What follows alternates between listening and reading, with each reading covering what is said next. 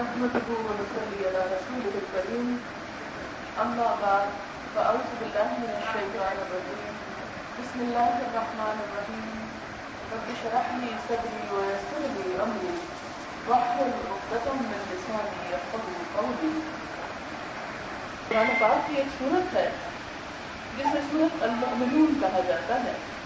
مؤمنون جیسا کہ آپ جانتے ہیں مؤمن کی جمع ہے. مؤمن کون ہوتا ہے؟ مؤمن وہ ہے جو ایمان لائے. ایمان لانا کیا ہے؟ ایمان کا لفظ مان جانے سے ہے. مؤمن وہ جو مان جائے. کس کو مان جائے؟ اصطلاح میں اللہ کو اپنا رب مان جائے, محمد صلی اللہ علیہ وسلم کو اس کا رسول مان لے, قرآن پاک کو اللہ کی کتاب اور اللہ کا کلام مانے, اور یہ مانے کہ یہ فرشتوں کے ذریعے بھیجا گیا اور فرشتے اللہ کی مخلوق ہیں, اور پھر اس بات کو مانے کہ ہماری یہ زندگی ہمیشہ کی نہیں, ہمیں اس کے بعد مرنا ہے اور مرنے کے بعد پھر دوبارہ اٹھایا جانا ہے. جو شخص ان حقیقتوں کو مان جائے اس کو اصطلاح میں مومن کہتے ہیں. اس ماننے کا مطلب کیا ہے؟ اس ماننے کا مطلب صرف یہ نہیں کہ زبان سے اقرار کر دیا جائے, بلکہ اس ماننے کا مطلب یہ ہے کہ اب ہماری زندگی اس سوچ کے مطابق ہوگی کہ اللہ ہمارا الہ ہے, معبود ہے, ہم اس کے بندے ہیں, ہم اس کی مرضی کے مطابق زندگی بسر کریں گے. ہماری خواہشات ہمارا معبود نہیں, ہماری عقل عبادت کے لائق نہیں, ہمارا معاشرہ ہمارا خدا نہیں, انسان ہمارے خدا نہیں. انسان ہو بھی کیسے سکتے ہیں, عقل ہو بھی کیسے سکتی ہے. دنیا میں بڑے بڑے انسان گزرے لیکن وہ تمام ذہانت, عقل, تجربے کے باوجود انسانوں کو کچھ زیادہ نہ دے سکے. اس میں ایک نام آپ کارل مارکس کا لے سکتے ہیں جو 8 زمانے جانتا تھا, اور اس نے اپنی زندگی کے آخری 35 سال اس حال میں گزارے تھے کہ صبح سب سے پہلے برٹش میوزیم میں داخل ہوتا اور ایک زبان نہیں, 2 نہیں, 8 زبانوں کے لٹریچر کا مطالعہ کرتا, اور رات کو سب سے بعد میں وہ اس لائبریری سے نکلا کرتا تھا. 35 سال. آپ پورا کراچی چھان ماری, ایک شخص نہیں ملے گا آپ کو. پاکستان کا سب سے بڑا شہر ہے, سب سے زیادہ آبادی کا, ایک مسلمان آپ کو ایسا نہیں ملے گا کہ جو اپنی زندگی کے 35 تو کیا 5 سال بھی اس حال میں گزارے. تو اس شخص نے اپنی زندگی کے 35 سال اس حال میں گزارے, اور پھر ایک دن اسی کمرے میں مطالعے کی کرسی پر بیٹھے بیٹھے اس کا انتقال ہو گیا اور وہ فوت ہو گیا. وہ اپنی اس 35 سالہ معلومات سے انسانیت کو کیا فائدہ پہنچا سکا؟ صرف یہ کہ اس نے جو پلان بنایا تھا لوگوں کی رہنمائی کا, اس میں ایک کتاب سرمایہ کے نام سے لکھی, اور وہ کتاب بھی صرف پچھلے جو نظام تھے ان پر تنقید کا مجموعہ تھی. کوئی نئی چیز سجیسٹ نہیں کی گئی تھی کہ انسانوں کی فلاح اور بہبود کا کیا کام ہونا چاہیے.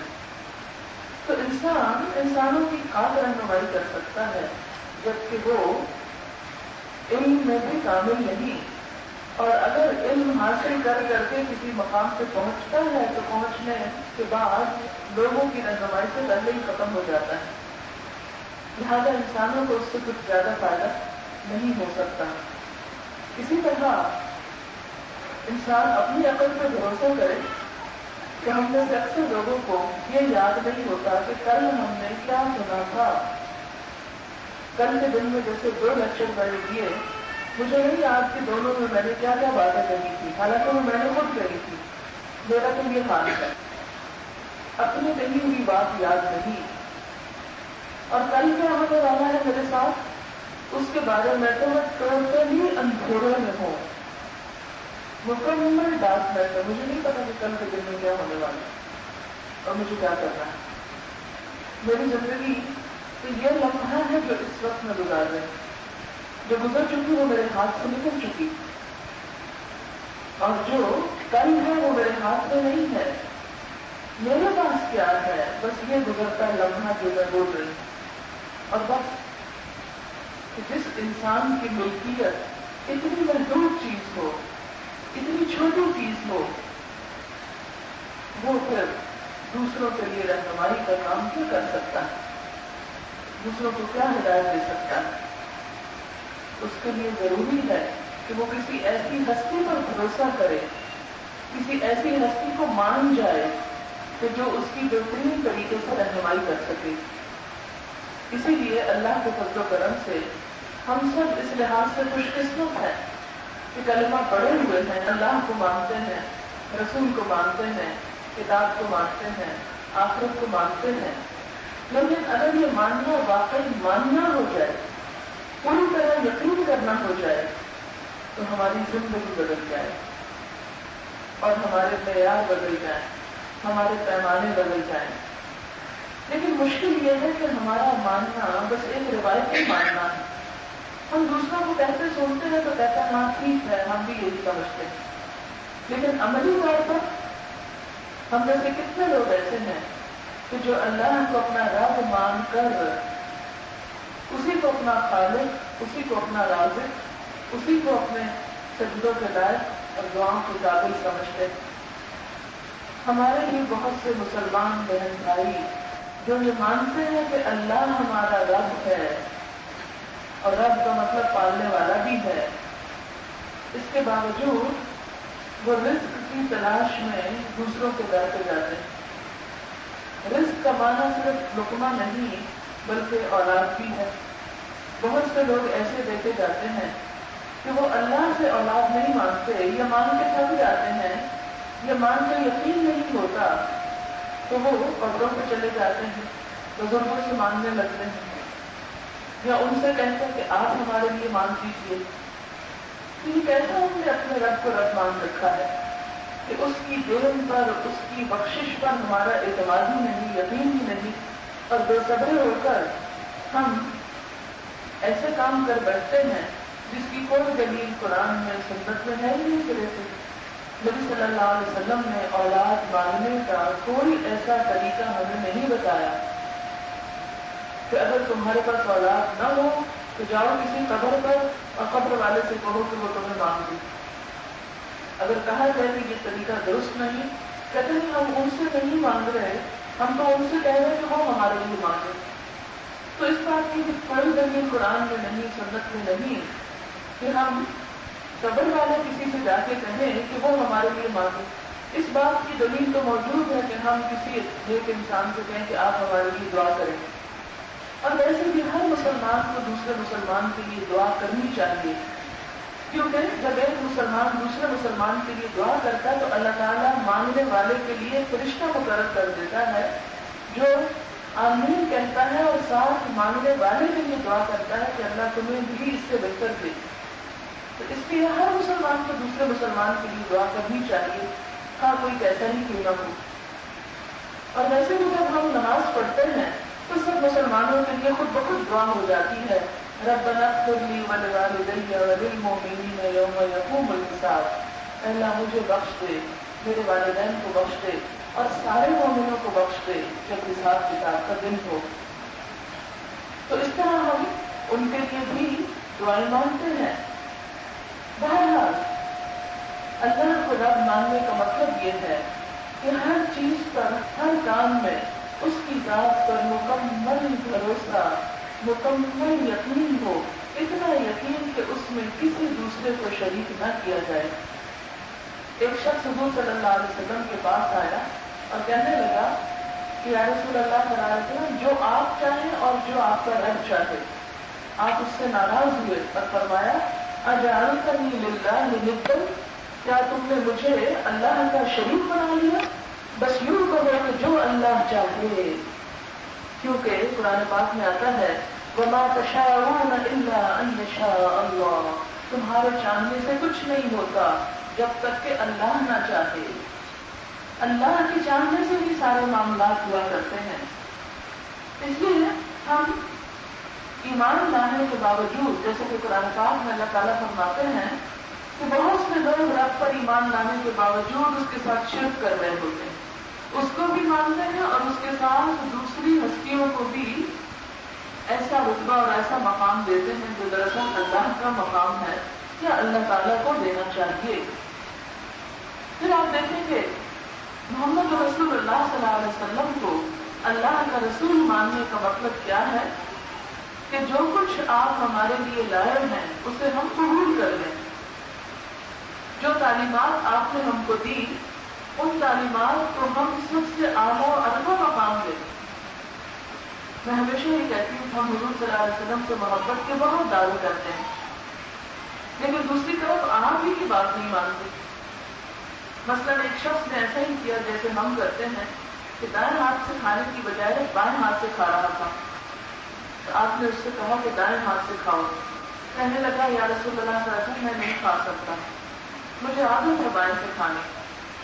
آپ صلی اللہ علیہ وسلم سخت غضبناک ہوئے اور فرمایا خدا کرے تم کبھی نہ کھا سکو، اور اس بدعا کا نتیجہ ہے کہ اس شخص کا مرتے دم تک دایاں ہاتھ منہ تک نہ جا سکا، پھر اس کے بعد کوشش کے باوجود بھی وہ نہ کر سکا۔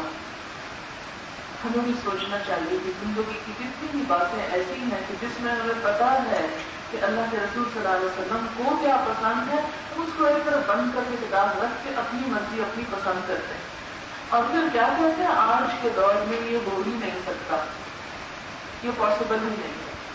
جب ہو ہی نہیں سکتا تو پھر ظاہر ہے کہ اللہ کے رسول صلی اللہ علیہ وسلم نے نعوذ باللہ ایسے دین بتایا، ایسی چیزیں بتائی کہ جو ہمارے لیے ممکن نہیں ہے۔ انہوں نے ہم پر ظلم اٹھایا، تو ایسی بات تو نہیں کہ آپ نے ظلم کیا۔ اللہ تعالیٰ قرآن پاک میں فرماتے ہیں لا یکلف اللہ نفسا الا وسعها، اللہ نے کسی جان کو اس کی وسعت سے بڑھ کے تکلیف میں نہیں ڈالا، 97.5 نہیں مانگا۔ اگر 22% ہوتا، 97% ہم سے مانگا جاتا تو پھر ہم کہتے یا اللہ ہم کو کیا کھائیں اور بچوں کو کیا کھلائیں، سارا تو آپ ہی نے لے لیا۔ یہ ہوتا ہمارے اوپر ایک بوجھ، لیکن اس نے وہ بوجھ ہم پہ نہیں ڈالا، وہ سارا ہم کو دیا، صرف 2.5% ہم سے دیا، اور وہ بھی اپنے لیے نہیں لیا، اپنے بندوں کے لیے لیا کہ میرے نام پر میرے ہی بندوں کو دو۔ اور یہ بھی سوچو کہ اگر تم ان کی جگہ ہوتے دینے کی بجائے دینے والے تو تمہارا کیا حال ہوتا۔ بہرحال اللہ کے رسول صلی اللہ علیہ وسلم کو ماننے کا مقصد کیا ہے کہ آپ کی سنت، آپ کی تعلیمات، آپ کی باتوں کو مانا جائے۔ آپ ہم سے کہیں کہ نماز پڑھو اور ہم نے کہ یہ پھولوں کا گلدستہ لے لیں اور آپ ہم سے راضی ہو جائیں، اس سے تو بات نہیں بنے گی۔ جو آپ کا حکم ہے، جو آپ کی اطاعت ہے وہ اطاعت ہے، وہ کرنا ہوگی، وہ کیے بغیر گزارا نہیں۔ پھر اگر ہم کتاب کو مانتے ہیں تو کیا مقصد ہے اس کو ماننے کا کہ جو کچھ اس میں لکھا ہے اس کو مانیں۔ اگر ہم یہ کہتے ہیں ہم اس کتاب کو مانتے ہیں سچی کتاب ہے، اس طرح ماننے کا کیا فائدہ اگر آپ اس کی ایک بات بھی نہیں سمجھتے اور ایک بات پر بھی عمل نہیں کرتے۔ اس لیے اس کو ماننے کا مطلب یہ ہے کہ ہم اپنی عملی زندگی میں اس کتاب کو رائج کریں، نافذ کریں، انفرادی زندگی میں بھی اور اجتماعی زندگی میں بھی۔ آخرت کو ماننے کا مطلب کیا ہے کہ اس کو اپنا گھر سمجھے، دنیا کو گھر نہ سمجھے۔ دنیا کام کی جگہ ہے، امتحان کی جگہ ہے، دیکھا جا رہا ہے کہ ہم کر کیا رہے ہیں، اور یہاں سے جانے کے بعد وہاں پر کیا کچھ مانگا جائے گا، وہ تیاری کا وقت ہے۔ یہ بالکل ایسے ہی کہ جیسے آپ کچن میں کھانا بنا رہے ہوتے ہیں اور پھر ڈائننگ ہال میں بیٹھ کے کھا رہے ہوتے ہیں، تو ان دونوں کے درمیان ایک دیوار حائل ہوگی، ایک کا نام کچن ہے اور ایک کا نام کھانے کا کمرہ ہے۔ آپ کھانے کے کمرے میں پکا نہیں سکتے، اکوپمنٹ نہیں پکانے کا وہاں، اور کچن میں کھا نہیں سکتے کہ بیٹھ کے کھانے کی جگہ نہیں ہے یہاں۔ بالکل اسی طرح دنیا ہمارا کچن ہے جس میں سارا وقت ہم کو پکانا ہے۔ گرمی بھی برداشت کرتے ہیں تو پکاتے ہیں، تھکتے بھی ہیں تو پکاتے ہیں، بھاپ پڑتی ہے، مرچیں لگتی ہیں، آنکھوں میں دھواں پڑتا ہے، پتہ نہیں کیا کچھ ہوتا ہے، لیکن ضرورت ہے نا پکانا، اس لیے کچن میں سارا وقت پکاتے ہی رہتے ہیں۔ اور اس کے بعد کھانے کی جگہ کہاں ہے؟ ڈائننگ ہال ہے. بالکل اسی طرح آخرت ہماری کھانے کی جگہ ہے، آرام کی جگہ ہے. وہاں کسی کو پکانے کی ضرورت نہیں، پکانا سب کچھ یہی ہے. اور جو کچن میں وقت نہ گزارے وہ ڈائننگ ہال سے بھوکا آ سکتا ہے، اس کو وہاں کھانے کے لیے کچھ نہیں مل سکتا. تو اسی طرح ہم سب کے لیے اس دنیا میں کام کا وقت اور کام کی جگہ رکھی گئی کہ یہاں ہمیں تکلیف بھی ہو، گرمی بھی لگے، دھوپ بھی ہو، ناگواری بھی ہو، تھک بھی جائیں تو بھی کام نہ چھوڑیں. آپ دیکھیں کہ جب آپ کچن میں کام کرتے ہیں تو آپ وقت سے پہلے چولہا بند کر دیں تو کیا ہوگا؟ چاول کچے رہ جائیں گے اور کچے چاول کھانے سے آپ کے پیٹ میں درد ہو سکتی. اور اگر وقت پہ بند نہیں کرتے ہیں، بعد میں کرتے ہیں آدھا گھنٹہ، تو وہی چاول جل جائیں گے. لہٰذا یہ آپ نہیں کر سکتے چولہے کو جلا کے اور خود آپ آ کے سو جائیں. دونوں صورتوں میں آپ کا کھانا کھانے کے قابل نہیں ہوگا. بالکل اسی طرح ہم یہ نہیں کر سکتے کہ آخرت کے لیے ادھورے ادھورے کام کر لیں، کچھ مرضی کے کر لیں کچھ چھوڑ دیں. ہم یہ بھی نہیں کر سکتے کہ ہم اس میں انتہا پسندی اختیار کریں، غلو کریں. دونوں صورتوں میں نقصان ہو سکتا ہے. تو جو ہمارا ٹائم ہمیں اس دنیا میں دیا گیا ہے، اس کی دھوپ چھاؤں میں زندگی بسر کرنے کا، اس وقت کو ہمیں اچھے اچھے کاموں میں اور معتدل انداز سے ان سارے کاموں کو نبھانے میں اپنے وقت کو لگانا ہے تاکہ کل ہم آخرت میں بہترین زندگی حاصل کر سکیں. اب آپ دیکھیں کہ اس بہترین زندگی کو حاصل کرنے کے لیے کچھ ضروری شرائط ہیں جنہیں ہماری زندگی میں ہونا چاہیے. اور وہ کیا ہے؟ یہ میں چند ایک پڑھوں گی اور اس کے بعد ان کی تھوڑی سی وضاحت. مؤمنون کی 11 آیات ہیں. اس میں اللہ تعالیٰ اللہ، رسول، فرشتوں، کتاب، آخرت کو مان جانے والوں کو کچھ کرنے کے کام بتا رہے ہیں، کچھ ٹپس دے رہے ہیں کہ آخرت میں کامیابی کے لیے یہ چیزیں ساتھ لے کر آنا. پہلی بات، قد افلح المؤمنون، یقیناً فلاح پا گئے وہ مومن. فلاح عربی زبان میں فلاح کہتے ہیں مکمل کامیابی کو، جزوی کامیابی نہیں، دنیا اور آخرت دونوں کی کامیابی کو. یعنی فلاح عربی میں صرف آخرت کی کامیابی کے لیے استعمال نہیں ہوتا. دنیا میں آپ دیکھیں ہمیں بہت سے مرحلے پیش آتے ہیں، بہت سے امتحان ہوتے ہیں اور اس میں ہمیں کسی کا کامیاب ہو جاتے، کسی کا ناکام ہو جاتے ہیں. کچھ کام ہم کر لیتے ہیں، کچھ کام ہمیں کرنے نہیں آتے. لیکن اس بات کے ساتھ ایک انسان دنیا اور آخرت دونوں میں کامیاب ہوتا ہے. کیا ہے وہ؟ الذین هم فی صلاتہم خاشعون. پہلی صفت وہ جو اپنی نمازوں میں خشوع اختیار کرتے ہیں. خشوع کا مطلب کیا ہے؟ نمازوں میں خشوع. یاد رکھو یہاں پر صرف یہ نہیں کہا گیا کہ وہ جو نماز پڑھتے ہیں، صرف نماز کا پڑھ لینا کافی نہیں، وہ جو اپنی نمازوں میں خشوع کرتے ہیں. خشوع کیا ہے؟ خشوع کا مطلب ہوتا ہے دب جانا، نرم پڑ جانا، ڈھیلا ہو جانا. خشوع کا تعلق انسان کے دل سے بھی ہے اور ظاہر سے بھی ہے. نمازوں میں ڈھیلے پڑ جاتے ہیں، دب جاتے ہیں، جھک جاتے ہیں، یعنی ان کے دل بھی جھکے ہوئے ہوتے ہیں اور ان کے جسم میں بھی عاجزی ہوتی ہے. خشوع دل کا بھی ہوتا ہے اور جسم کا بھی ہوتا ہے.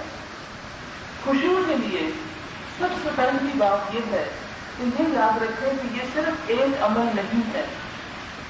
بہت سے لوگ پوچھتے ہیں مجھ سے کہ کوئی نسخہ بتائیں، کوئی تدبیر بتائیں کہ ہماری نمازیں اچھی ہو جائیں. ہماری نمازیں اچھی نہیں ہوتی، ہمارے نمازوں میں دل نہیں لگتا، بس ہم مارے بندے نماز پڑھ لیتے ہیں. اکثریت کا حال ہے یہ. تو بات یہ ہے کہ ایسا کیوں ہے؟ نماز بھی پڑھنے اور پھر دل بھی نہ لگے. وضو کر کے آئے ہیں، مصلی پہ کھڑے ہیں، اللہ سے ملاقات کر رہے ہیں اور دل کہیں اور ہی منہمک ہے. ایسا کیوں ہوتا؟ اس لیے کہ یہ خشوع و خضوع جو نماز کے اندر پیدا کرتا ہے، یہ صرف نماز کے ذریعے حاصل نہیں ہو سکتا. اس کے لیے اگلی ساری صفات کا ہونا ضروری ہے. اور وہ کیا صفات ہے وہ میں پڑھ دیتی ہوں. جب تک یہ اگلی صفات نہیں آئیں گی نماز میں خشوع و خضوع ہو ہی نہیں سکتا. بھول جائے کہ کوئی شخص یہ کہے کہ میں نماز میں خشوع کروں اور باقی چیزیں میری نہ بھی ہو تو خیر ہے.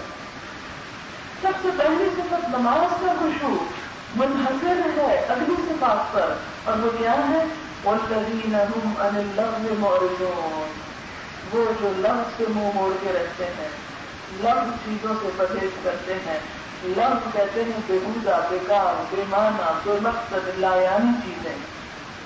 تو جب تک ہم لایانی بےہودہ چیزوں سے نہیں بچیں گے نماز میں خشوع و خضوع ہو ہی نہیں سکتا.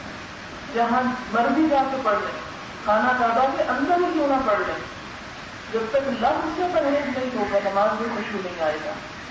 اگلی صفت کیا بتائی گی؟ والذین هم للزکاۃ فاعلون، جو زکات کے طریقے پر عمل کرنے والے ہیں، یعنی نفس کا تزکیہ کرنے والے ہیں، اپنی سوچ، اپنے خیال، اپنی زبان، اپنے عمل، اپنے قول، اپنی روزمرہ کی زندگی، اپنے مال، ہر چیز کو پاک کرنے والے ہیں.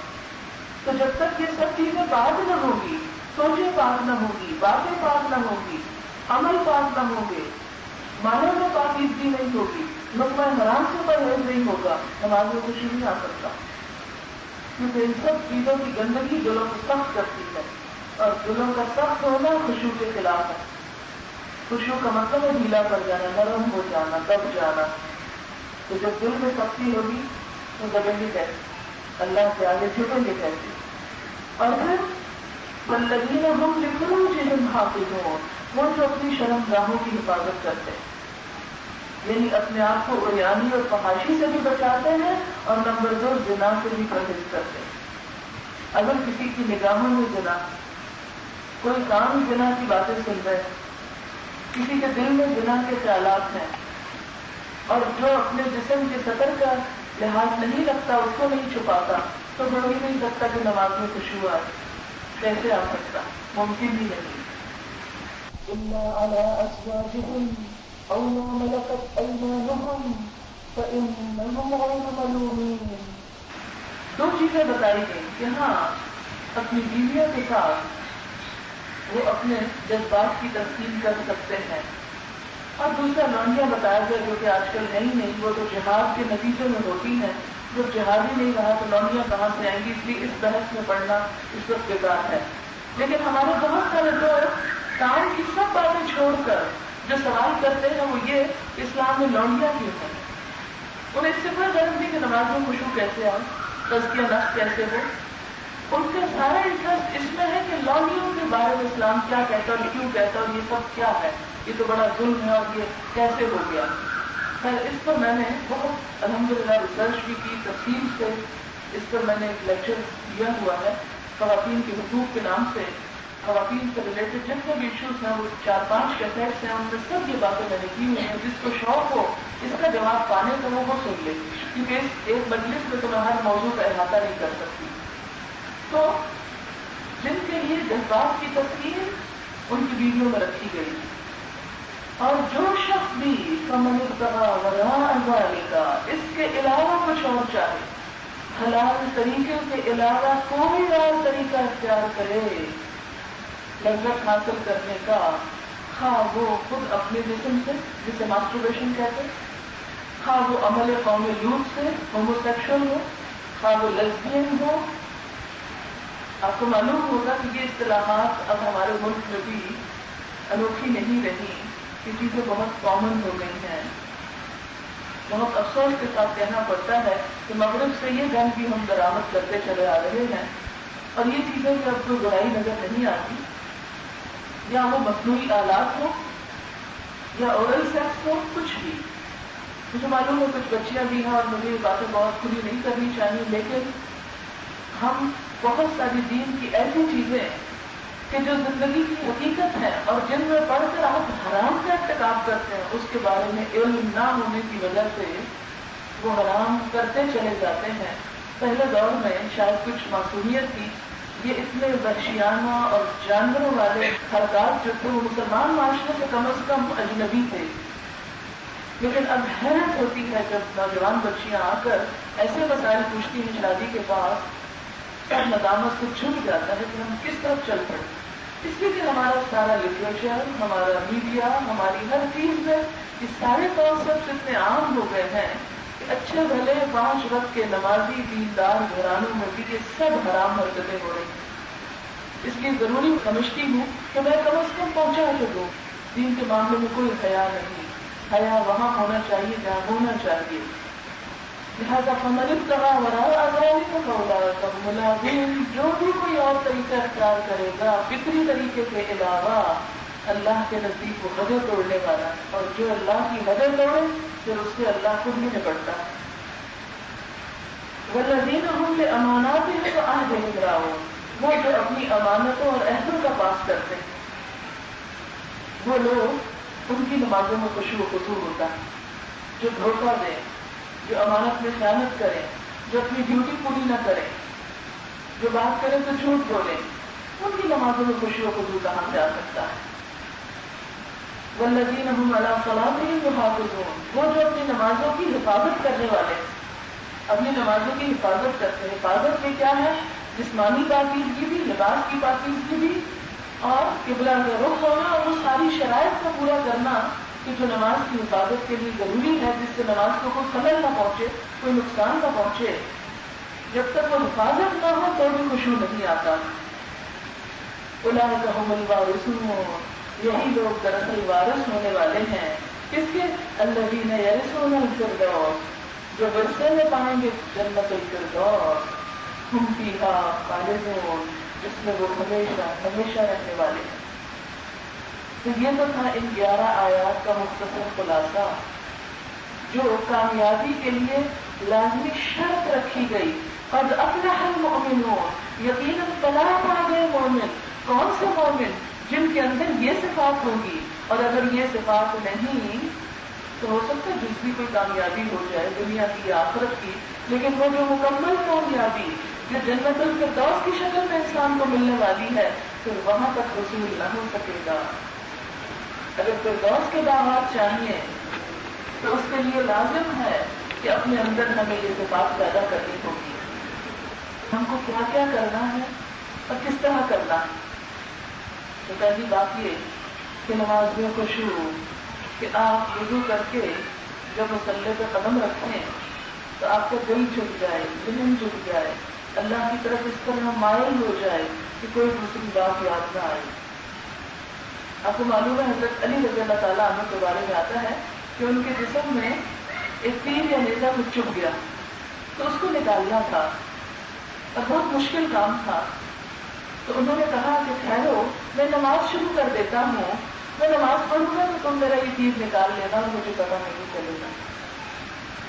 یہ افسانہ نہیں، کوئی خیالی کہانی نہیں، یہ ایک حقیقت ہے ہم میں سے کوئی ایک جس کی یہ صفت ہو کہ نماز میں اس کے جسم سے چبھی ہوئی چھری یا تیر یا کوئی ایسی چیز نکال لی جائے اور اس کو پتہ ہی نہ چلے۔ آپ کو پتا ہے نا کہ جب کوئی کٹ لگانے والی چیز اندر چلی جائے تو اس کو نکالنا بڑا تکلیف دہ ہوتا ہے، اس سے بھی بلکہ زیادہ، کیونکہ جب جاتی ہے تو انسان کانشیس نہیں ہوتا، جب نکلتی ہے تو بڑا کانشیس ہوتا ہے۔ لیکن ان کی یہ حالت کیوں تھی؟ اس لیے کہ یہ آگے آنے والی صفات کے مالک تھے وہ، اس لیے وہ مکمل خشوع و خضوع کا نمونہ تھے۔ دور صحابہ میں ایک صحابی کا یہی حال تھا کہ ان کی نمازیں واقعی اللہ سے ملاقات ہوتی۔ آپ کو معلوم ہے نا کہ نماز معراج کے موقع پر دی گئی تھی، آپ کو تحفہ ہے معراج کا، جب آپ صلی اللہ علیہ وسلم کی اللہ تعالیٰ سے ملاقات ہوئی۔ ایسا ہوتا ہے نا کہ جب ہم اپنے ملک سے باہر جائیں، شہر سے باہر جائیں، کسی اور دوسری جگہ پر جائیں تو واپسی پر اپنے رشتے داروں کے لیے تو تحفہ لے کے جاتے ہیں، بچے منتظر ہوتے ہیں۔ حضور صلی اللہ علیہ وسلم جب اللہ تعالیٰ سے ملاقات کے لیے دنیا کے کسی اور شہر یا ملک میں نہیں، ساتویں آسمان پہ گئے تھے، تو وہاں سے بھی تحفہ لے کر آئے تھے۔ اور اگر وہ تحفہ صرف ایسا ہوتا کہ جو کھانے پینے کا ہوتا یا وقتی استعمال کا ہوتا تو کیا ہوتا؟ بس اس دور کے صحابہ کرام کھا لیتے یا لے لیتے اور ہم لوگ محروم رہ جاتے۔ تو اللہ تعالیٰ نے آپ کو ایسا تحفہ دیا جو ہر جنریشن کے لیے تحفہ بنے، اور وہ نماز کا تحفہ۔ اور ہم اتنا ہی بھاگتے ہیں اس سے۔ تم سوچیں کیوں بھاگتے ہیں مجھ سے؟ اس لیے کہ ہمیں اللہ سے ملاقات کا شوق ہی نہیں۔ اللہ تعالیٰ کی ہماری نظروں میں کوئی قدر و قیمت ہی نہیں. تو جس شخص کے دل میں اللہ کی محبت ہو وہ تو اللہ سے ملاقات کے لیے تڑپے گا، وہ تو انتظار میں رہے گا. اسی لیے آپ کو معلوم ہے کہ عرش الہی کے سارے جگہ وہ لوگ ہوں گے کہ جو ایک نماز کے پڑھنے کے بعد دوسری نماز کے انتظار میں ہوں گے، جن کا دل اللہ کی مسجدوں کی طرف اٹکا ہوا ہوگا. لیکن ایک آج ہماری امت ہے کہ مسجدیں خالی پڑی ہیں اور مسجدوں سے بھاگ رہے ہیں. ٹھیک ہے ہم بلیم کرتے ہیں مولوی حضرات کو کہ انہوں نے بڑا مشکل کر دیا دین کو، لیکن ہم ان کی جگہ کیوں نہیں رہتے پر جا کر؟ کیا ہمارا چھٹکارا قیامت کے دن اسی بات پہ ہو جائے گا کہ اللہ تیرے دین کو ان مولویوں نے بڑا خراب کر دیا تو اس لیے ہم تیری مسجد میں نہیں جاتے، تیرے گھر نہیں آتے؟ ہم اللہ کے گھروں کے دروازوں کے آگے سے گزر جاتے ہیں، ان میناروں کو دیکھ کے گزر جاتے ہیں، لیکن اندر جانے کی توفیق نہیں ہوتی. اکثریت کا یہ حال ہو گیا. نماز اللہ سے ملاقات کا ذریعہ. آپ مصلی پہ کھڑے ہو تو محسوس کریں کہ اللہ کے سامنے آ گئے. ہم میں سے کتنے لوگ یہ محسوس کرتے ہیں کہ ہم اللہ کے سامنے آ گئے، اللہ سے بات کرنے لگے. اسی لیے ہر ایک سے بات چھوڑ دی جاتی، کسی سے بات نہیں کرنی. کوئی بچہ بلائے، بڑا بلائے، کوئی بلائے نہیں، اب کوئی بات چیت نہیں، اب ہم اللہ سے بات کر رہے ہیں. کیونکہ آپ دیکھیں کہ جب انسان کو اللہ سے محبت ہوتی ہے نا، چلے ابھی اللہ کی محبت کو شاید ہم اب آپ سمجھ سکیں. کسی انسان جس سے آپ کو محبت ہو، آپ کو کیا دل چاہتا ہے کہ جب آپ اس سے بات کریں کوئی تیسرا نہ بیچ میں ہو، چپ کے آپ اس سے سرگوشیاں کریں، بس آپ اسی سے باتیں کریں اور کوئی نہ ہو وہاں پر. اور اس کی مثال کیا ہے؟ حضرت موسیٰ علیہ السلام. موسیٰ علیہ السلام کو اللہ تعالیٰ نے اپنی ملاقات کے لیے بلایا. وہ جلدی اپنی ساری قوم کو پیچھے چھوڑ کے فوراً پہنچ گئے.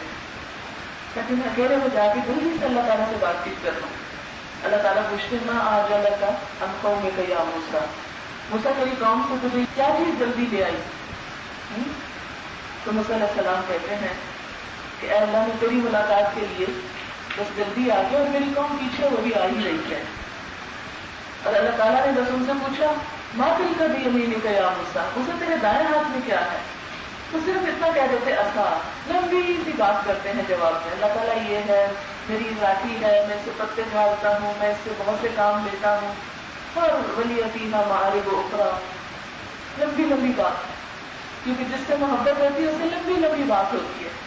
آپ دیکھیں آپ کی جس دوست سے زیادہ اٹیچمنٹ ہو، جب آپ فون کرتے ہیں تو رکھنے کا نام نہیں لیتے، بات ختم ہی نہیں ہوتی. اور ایک ہماری نمازیں ہیں کہ پتہ نہیں چلتا کھڑے کس وقت ہوئے اور اتر کب آئے. کیا محبت ہے، کیا شان ہے محبت کی. تو اس مضمون میں نماز پڑھ کے پٹافٹ سر سے اتار کے مارے پٹھائے جلدی سے ہم آ جاتے ہیں کن چیزوں کی طرف جن سے ہمیں واقعی محبت ہے. چاہے نماز کی طرف جانے کو دل نہیں کرتا اور دعوے کر رہے ہیں اللہ کی محبت کی، اور چلے جائے تو منٹ میں اتر آتے ہیں، بڑا بھر سجدے اور رکوع ہوتے ہیں اور کہتے ہیں کہ بڑی محبت ہے ہم کو اللہ، کہتے ہیں کہ کرتے نہیں. رات کو نرم گرم بستر نہیں چھوڑا جاتا ہم سے. کتنے ہیں ہم میں سے جو واقعی اللہ کی محبت کے دعوے بھی کرتے ہیں اور پھر رات کی گھڑیوں میں اللہ کے آگے کھڑے ہوتے ہیں. جیسے اللہ کو ملاقات کا شوق ہوتا ہے وہ نیند چھوڑ دیتا ہے، اس کو نیند چھوڑنا مشکل نہیں لگتا، وہ اٹھ جاتا ہے. ہمیں کیوں اتنی نیند پیاری؟ اقبال نے سچ ہی کہا تھا نا، کس قدر ذرا تم پہ صبح کی بیداری ہے، ہم سے کب پیار ہے، نیند تمہیں پیاری ہے، اتنی پیاری ہے کہ نہیں چھوڑ سکتے. دعا تو مانگے، کوشش تو کریں، کہیں چھوٹ جائے گی. سچے دل سے دعا مانگے. تھوڑا سا اپنے آپ کو سمجھا لیں کہ اٹھنا ہی ہے نا، 1 گھنٹہ بعد اٹھنا، 1 گھنٹہ پہلے اٹھ جاتے اور اٹھ جائیں گے. آپ دیکھنا صحیح، آپ صرف دعا مانگنے کی ضرورت، طلب کی ضرورت ہے، نیت کی ضرورت ہے اور اللہ دیتا ہے سر. اور پھر ہماری مشکل تو یہ کہ وہ اذان سے پہلے اٹھنا تو دور کی بات، بعد میں اٹھنا بھی مصیبت ہے. کتنے گھرانے ہیں ہمارے ایسے جس میں خاص طور پر گرمیوں میں فجر کی نمازیں قضا ہوتی. قبرستان پڑے ہوئے ہمارے گھر صبح ہے کوئی جو یہ کہے کہ اس گرمیوں میں میری 1 فجر کی نماز نہیں گئی، 1 فجر کی نماز بھی نہیں گئی، تو آنکھ ہی نہیں کھلی. بولا آپ نے جہاز پہ جانا ہو کسی اور ملک میں، آپ کی آنکھ کھلتی ہے کہ نہیں؟ تو ہی نہیں رہا. اور جہاز میں بیٹھنے کا شوق ہے یا دوسرا ملک گھومنے کا شوق، کبھی نیند ہی نہیں آئے گی ایک رات پہلے۔ اللہ سے ملاقات کا کیسا شوق ہے کہ ایسا سوتے ہیں گھوڑے بیچ کے آنکھ ہی نہیں کھلتی۔ تو جب نماز کی یہ حالت ہو کہ نماز میں خشوع و خضوع نہ ہو، دل ہی نہ لگے، تو فوراً خطرے کا الارم، ریڈ لائٹ آن ہو گئی، کامیابی مشکل ہو رہی ہے، دلدل سے نکلنا مشکل ہو رہا ہے۔ نماز ایک میٹر ہے، فوراً ریڈنگ کر کے بتا دے گا آپ کو، کسی دوسرے کو نہیں، آپ کو خود کہاں کھڑے ہیں آپ۔ کامیاب ہونے والوں کی صف میں، مکمل کامیابی والوں کی صف میں، یا اس سے باہر، یا سب سے پیچھے۔ ہم سب جو یہاں تشریف لائے ہیں سمیت میرے، ہم سب کو اپنی نمازوں کا جائزہ لینا چاہیے، ان میں کتنا خشوع ہے، اور صرف خشوع کے لیے پریشان نہ ہو، اس کے لیے علاج کریں۔ یہ سارے علاج آگے بتائے ہوئے ہیں کہ خشوع لانا چاہتے ہیں تو یہ کام کر لو۔ یعنی نماز کیا جیسے تھرما میٹر ہوتا ہے، آپ کو حرارت محسوس ہو رہی ہے، بے چینی محسوس ہو رہی ہے، آپ تھرما میٹر لگاتے ہیں اور اپنا ٹیمپریچر دیکھ لیتے ہیں کہ ہم اس حال میں ہیں، آنکھوں میں دھندلا دھندلا کچھ ہو رہا ہے، طبیعت بیزار ہو رہی ہے، بی پی ناپتے ہیں اور آپ کو پتا چل جاتا ہے آپ کہاں کھڑے ہیں، ہلاکت کے کنارے جیسے اسلام ہے۔ بالکل اسی طرح نماز ہم سب کے لیے ایک شیشہ ہے، آئینہ، جو ہم کو دکھاتی ہے اے انسان تو کہاں کھڑا ہے، کہاں کھڑا ہے، کامیابی کے کنارے یا ناکامی کے۔ تو یاد رکھیں اگر ہماری نمازوں میں خشوع نہیں تو اللہ کا یہ وعدہ کیسے پورا ہوگا؟ قد افلح المؤمنون الذین هم فی صلاتهم خاشعون، یقیناً فلاح پا گئے مومن وہ جو اپنی نمازوں میں خشوع کرتے ہیں۔ ساروں کی وعدہ نہیں کیا جا رہا یہاں، سب کی بات نہیں ہو رہی، وہ جو اپنی نمازوں میں خشوع کرتے ہیں، وہ جن کا نمازوں میں دل لگتا ہے، وہ جن کی نمازوں میں اللہ کی یاد آتی ہے، اللہ سے ملاقات محسوس ہوتی ہے، وہ جس میں اللہ سے کانٹیکٹ فیل ہوتا ہے۔ یہ ہمیں ایک ٹاسک دے دیا گیا، ایک اسائنمنٹ دے دی گئی، اس کو پورا کر دو، کامیاب ہو جاؤ گے۔ اور اس کے لیے کیا کریں؟ وَالَّذِينَ هُمْ عَنِ اللَّغْوِ مُعْرِضُونَ، وہ جو لغو سے پرہیز کرتے ہیں۔ لغو کیا ہے؟ بےہودہ، بیکار، بے مقصد، لایعنی باتیں۔ اور ہماری زندگی میں کارآمد چیزیں تو کم ہی رہ گئی، زیادہ وقت کسی چیز کی نظر ہو گیا۔ حدیث میں آتا ہے من حسن اسلام المرء ترکہ ما لا یعنیہ، انسان کے اسلام کا حسن یہ ہے، اسلام کی خوبصورتی یہ ہے کہ وہ ایسی باتیں چھوڑ دیتا ہے جس سے اس کا کوئی مطلب نہیں۔ ترکہ ما لا یعنیہ، اگر ہم اس اصول پر عمل کریں تو آپ دیکھیں کہ کیا ہوگا۔ کوئی دو لوگ باتیں کر رہے ہیں، ہمیں قطعاً کوئی انٹرسٹ نہیں ہوگا کیا بات کر رہے ہیں، کوئی ضرورت ہی نہیں تجسس کرنے کی، ہمارا کیا کام اس میں کیا کر رہا ہے۔ بہت سے لوگوں کا وقت صرف اسی میں گزر جاتا ہے، اچھا وہ میرا شوہر میری ساس سے کیا بات کر رہا ہے، ذرا میں جا کے سنوں تو صحیح، یہ کیا ہو رہا ہے، وہاں کیا ہو رہا ہے، وہ فلان جو آج گھر میں آیا ہے وہ کس کام کے لیے آیا ہے، وہ جو گھر سے نکلا وہ کہاں گیا ہے، وہ کیا سارا وقت ہمارا اسی میں نظر سے ہم لوگوں کے پیچھے پڑے رہتے ہیں، ہر وقت دوسروں کے عیبوں کی نظر، فلاں نے یہ خرابی کر دی، فلاں نے یہ خرابی کر دی۔ ظاہر ہے کہ جب ہر وقت ہم دوسروں کے پیچھے پڑے ہوئے ہیں، کہاں وقت رہے گا ہمارے لیے کہ ہم اپنے گریبان میں بھی جھانک کے دیکھیں کہ ہم کیا کر رہے ہیں۔ تو سب سے بڑا لغو یہ ہے کہ انسان بیکار کی باتوں میں اپنے آپ کو الجھائے رکھے، صرف تجسس کرنے میں، پوچھنا بھی، مختلف لوگوں سے مختلف لوگوں کے حال پوچھنا، جاننے کی کوشش کرنا۔ اگر دیکھا کہ کسی کے گھر میں کوئی لڑائی جھگڑا تو اس کو کھوج کرے کرنا کہ کس بات سے ہوئی، کیوں ہوئی، کیسے ہوئی، کہاں سے ہوئی، بیکار کی بات ہے۔ پھر اسی طرح بیکار کی چیزیں سننا، بیکار کی چیزیں دیکھنا۔ آپ دیکھیں کہ ہم سب سے زیادہ شوق سے کیا سنتے ہیں، چلے ہم نہیں تو ہمارے بچے شوق سے کیا سنتے ہیں، سب کو پتا ہے۔ ہم جب ڈرائیونگ کر رہے ہوتے ہیں ہماری گاڑیوں میں کیا سنا جاتا ہے ہم کو پتا ہے، وہ مفید باتیں، کارآمد باتیں، اسی چیز کو لغو کہا گیا۔ ہم جو دیکھتے ہیں تو شوق سے کیا دیکھتے ہیں، ہماری اسکرین پر جب آتا ہے کچھ تو سب سے زیادہ انٹرسٹ ہمیں کس سے ہوتا ہے۔ آپ کسی اسکول میں چلے جائیں، رینڈم بس ایسے ہی کسی کلاس میں چلے جائیں، آپ بچوں سے تھوڑا سا انٹرویو کریں۔ میں اکثر ایسے شروع کرتی رہتی ہوں لوگوں سے سوال جواب کر کے پوچھیں کہ لوگ کیا سوچ رہے ہیں. تو بچوں سے آپ پوچھیں کہ آپ کو کیا پسند ہے، تو وہ آپ کو بتائیں گے کہ کیا پسند ہے آپ کو، کیونکہ معصوم ہوتے ہیں نا، سچ بول دیتے ہیں. بڑے تو آپ کے سر ٹھگے کو دیکھ کر آپ کی پسند کی باتیں کرنے لگیں گے، ایسے نہیں بتائیں گے. ہوشیاریاں سیکھ جاتے ہیں بڑے ہو کر، لیکن بچے جو ہیں وہ جو دل میں آتا ہے بولنا شروع ہو جاتے ہیں. اپنے بچوں سے پوچھتے ہیں کیا دیکھنا پسند کرتے ہیں، ٹیلی ویژن میں کیا دیکھتے ہیں، کیا پسند کرتے ہیں، کیا پڑھنا پسند کرتے ہیں. کامکس کی کتنی سیریز آپ کے بچوں نے پڑھی جس کی آپ کو خبر نہیں کہ اس کے اندر کیا کیا واقعات لغویات ہیں. پچھلے دنوں میں کلاس میں یہی آیات پڑھا رہی تھی تو بچیوں نے جو مجھے کمنٹس دیے اور جو اپنی فیڈ بیک دی کہ انہوں نے کیا کیا پڑھا اور ان کے والدین کو خبر نہیں، اور اس چیز نے ان کے دماغ کو کس طرح مسخ کر کے رکھ دیا، ان کی سوچوں کے ساتھ چمٹ گئی وہ فضول بےہودہ لغویات باتیں. آپ دیکھیں کہ سیکنڈ ہینڈ بک شاپ جو ریڈیو پہ یہ فٹ پاتھوں پہ پڑی ہوتی ہیں، اس میں کتابیں، آپ کو پتہ ہے کیا بکتا ہے وہاں، اور آپ کے بچے کیا خریدتے ہیں وہاں سے، کیا پڑھتے ہیں. یہ سب ٹائم کلنگ کے لیے جو ہم کام کرتے ہیں، جس میں نہ تو اللہ کی عبادت ہے نہ انسانوں کی خدمت، یہ لغو میں نہیں آتا، یہ بےہودہ بیکار میں آتا ہے. تو کامیاب ہونے والوں کی کیا صفت ہے؟ والذین هم عن اللغو معرضون، وہ لغو سے پرہیز کرتے ہیں، بچتے ہیں، اس سے منہ موڑ کے چلے جاتے ہیں. وہ ایسی ساری چیزوں کو کوڑے کا ڈھیر سمجھ کر اس سے منہ موڑ لیتے ہیں، یہ ہمارے کام کا نہیں، ہمارا جو مقصد اس میں. وہ کارآمد اور مفید چیزوں کو ترجیح دیتے ہیں بیکار اور گھٹیا چیزوں کا. لیکن ہمارا انٹرسٹ اتنا ڈیولپ ہو گیا ہم چیزوں میں، ابھی بھی دل کھنچتے ہیں ہمارے ان چیزوں کی طرف. اگر ماضی میں ہم کچھ بھی دیکھتے سنتے پڑھتے رہے ہوں فوراً ایک دم انجوائے کرنے لگتے ہیں. شیطان نے ہمارے لیے ساری باتیں اتنی خوشگوار بنا دی کہ اب تو ہم کو یہ برائی بھی نہیں لگتی. ہم سمجھتے ہیں کہ کلچر ہے، ماڈرن ہونے کی علامت ہے. ارے ہم کو 1400 سال پہلے تھوڑی پیدا ہوئے ہیں کہ اگلی چیزیں ہم نہ پڑھیں یا نہ دیکھیں.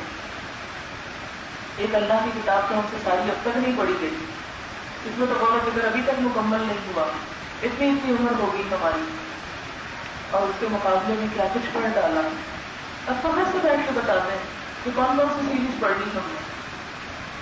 فرمایا کہ والذین هم عن اللغو معرضون. اسی طرح بیکار باتیں، فضول گپ شپ، اس میں ہمارے دن تک گزر جاتے ہیں اور ہمیں احساس بھی نہیں ہوتا. نمازیں چلی جاتی، یہ مہمان آئے تھے اس لیے نماز بھی پڑھتے ہیں. ذرا دیکھیں مہمان باتیں کیا کر رہے ہیں، کچھ بھی نہیں، بس ادھر ادھر کی گپ شپ.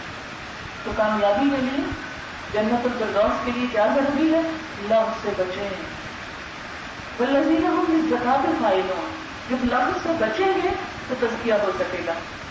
زکات کے طریقے پر عمل کرنے والے، اپنی سوچ کو اچھا کرنے والے، سوچ کو پاک رکھنے والے، کسی کے لیے حسد نہیں، کسی کے لیے بدگمانی نہیں، کسی کے لیے دل میں برائی نہیں. کہتے ہیں اہل جنت کے دل پرندوں کی طرح ہوں گے ایک دوسرے کے لیے، کہ ان کے اندر کوئی کسی کے لیے نفرت نہیں، حسد نہیں، بغض نہیں، سب کا اچھا سوچنا. ہمارے اندر کتنے لوگ ہیں جو ہم سب کا اچھا سوچیں، ہر ایک سے پیار کرنے والے، ہر ایک کی خیرخواہی کرنے والے، ہر ایک کے لیے تڑپ رہے ہیں، کود رہے ہیں.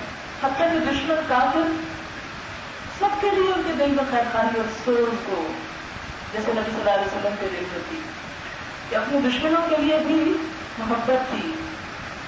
اور اللہ تعالیٰ نے اس چیز کو قرآن پاک میں یوں واضح کیا، لَأَنَّكَ بَاخِعٌ نَفْسَكَ عَلَىٰ آثَارِهِمْ إِن لَّمْ يُؤْمِنُوا بِهَٰذَا الْحَدِيثِ أَسَفًا. شاید تم اپنے آپ کو بھلا ڈالو اس چیز پہ افسوس کر کر کے کہ یہ لوگ مانتے نہیں جاتے، یہ اس بات کو تسلیم کیوں نہیں کر لیتے.